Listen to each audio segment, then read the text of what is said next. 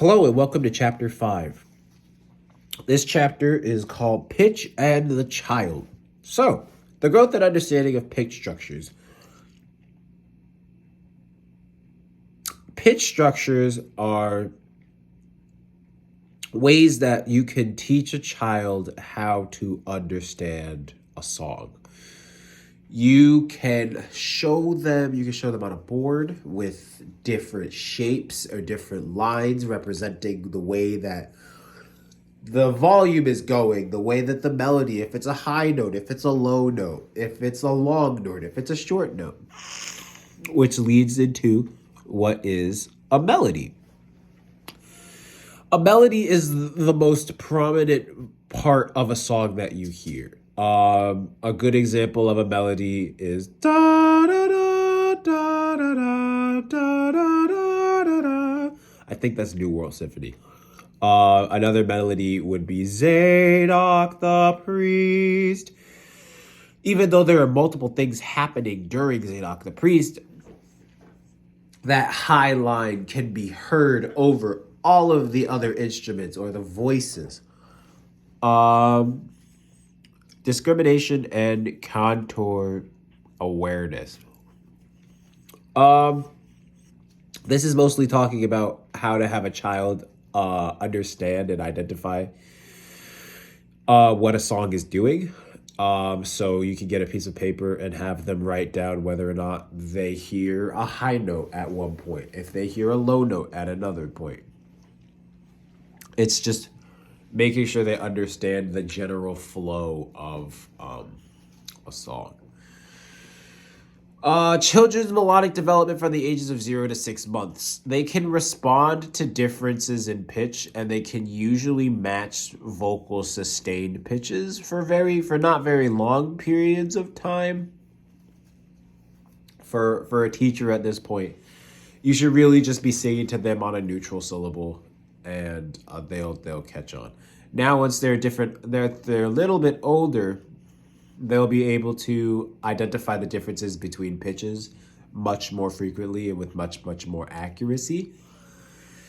And at this point, just continue to sing them little melodies like dee dee dee dee dee dee dee dee. Oh, they would be in falsetto. Dee dee dee dee, because kids need to know what their voice is going to sound like, and so especially for a male singer, you're going to need to be in falsetto. 18 to 4 years old, they'll be able to remember and familiarize themselves with different phrases and different rhythms. They have an increased ability to replicate familiar material. So if you've been singing them a lullaby or a melody since they were a baby, they should be able to remember that. And as a teacher at this point, what you really just want to do is expand their knowledge base of melodies by this point. They're by 4 to 8, and that which is kindergarten to around about 3rd grade. They're beginning to get this idea of a high pitch and a low pitch, and then upwards and downwards movements. They're able to determine the knowledge shown later on. And then 8 through 12, they're able to identify very large and very minute details in music. Children are not dumb. They are able to hear solfege melodies. They're able to sing solfege melodies. They'll be able to sight read solfege melodies. And by this point, you're just wanting to continue to build on the knowledge that they already possess. Activities that help children understand melodies better. Solfege. Solfege is a great way for kids to experience melodies. Sight reading. Sight reading is another great way.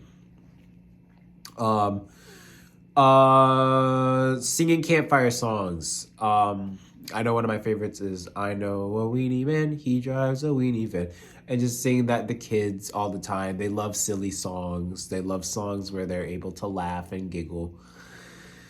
And how to help children think musically. Just relating it to everyday things.